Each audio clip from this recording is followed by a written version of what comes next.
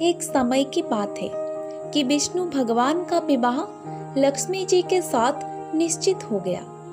विवाह की तैयारी होने लगी। सभी देवताओं को निमंत्रण भेजे गए, परंतु गणेश जी को निमंत्रण नहीं दिया। कारण जो भी रहा हो, अब भगवान विष्णु की बारात जाने का समय आ गया। सभी देवता अपनी पत्नियों के साथ विवाह समारोह में आए। उन सब ने देखा कि गणेश जी कहीं दिखाई नहीं दे रहे थे। तब वे आपस में चर्चा करने लगे कि क्या गणेश जी को नहीं न्योता है या स्वयं गणेश जी ही नहीं आए हैं। सभी को इस बात पर आश्चर्य होने लगा। तभी सबने विचार किया कि विष्णु भगवान से ही इसका कारण पूछा जाए।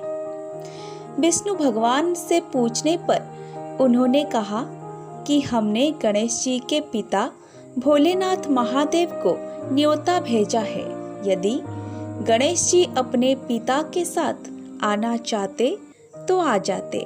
अलग से न्योता देने की कोई आवश्यकता भी नहीं थी।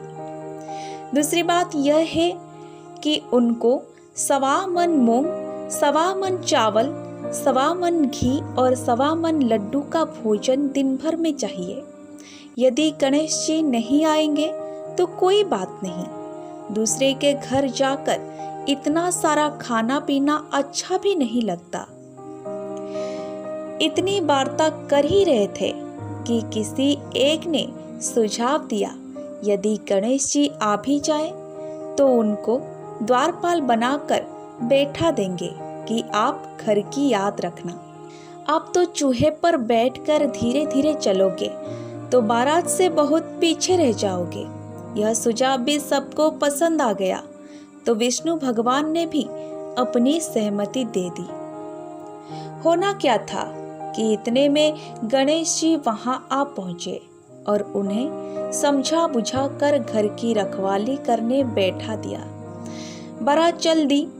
तब नारद जी ने देखा कि गणेश जी तो दरवाजे पर ही बैठे हुए हैं, तो वे गणेश जी के पास गए और रुकने का कारण पूछा। गणेश जी कहने लगे कि विष्णु भगवान ने मेरा बहुत अपमान किया है। नारद जी ने कहा कि आप अपनी मूषक सेना को आगे भेज दें, तो वह रास्ता खोद देगी, जिससे उनके वाहन धरती में धंस जाएंगे। तब आपको सम्मान पूर्वक बुलाना पड़ेगा। अब तो गणेश जी ने अपनी मूषक सेना जल्दी से आगे भेज दी और सेना ने जमीन पोली कर दी। जब बारात वहां से निकली तो रथों के पहिए धरती में धंस गए। लाख कोशिश करे परंतु पहिए नहीं निकले। सभी ने अपने अपने उपाय किए, परंतु पहिए तो नहीं निकले, बल्कि जगह जगह से टूट गए। किसी की समझ में नहीं आ रहा था कि अब क्या किया जाए। तब तो नारद जी ने कहा, आप लोगों ने गणेश जी का अपमान करके अच्छा नहीं किया। यदि उन्हें मना कर लाया जाए तो आपका कार्य सिद्ध हो सकता है और यह संकट टल सकता है।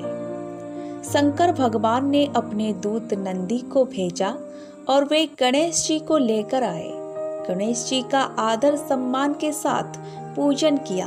तब कहीं रथ के पहिए निकले। अब रथ के पहिए निकल तो गए, परंतु वे टूट फूट गए, तो उन्हें सुधारे कौन। पास के खेत में खाती काम कर रहा था।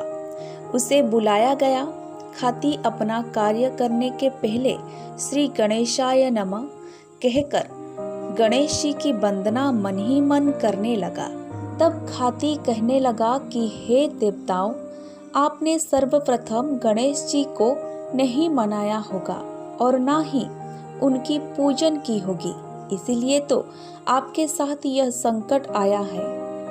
हम तो मूर्ख अज्ञानी हैं, फिर भी पहले गणेश जी को पूजते हैं, उनका ध्यान करते हैं। आप लोग तो देवता गण हैं, फिर भी आप गणेश जी को कैसे भूल गए।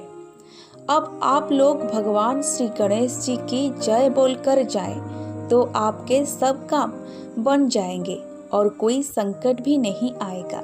ऐसा कहते हुए बारात वहां से चल दी और विष्णु भगवान का लक्ष्मी जी के साथ विवाह संपन्न करा के सभी सकुशल घर लौट आए। हे गणेश जी महाराज, आपने विष्णु को जैसो कारज सरियो ऐसो कारज सबको सिद्ध करजो। बोलो गजानन भगवान की जय।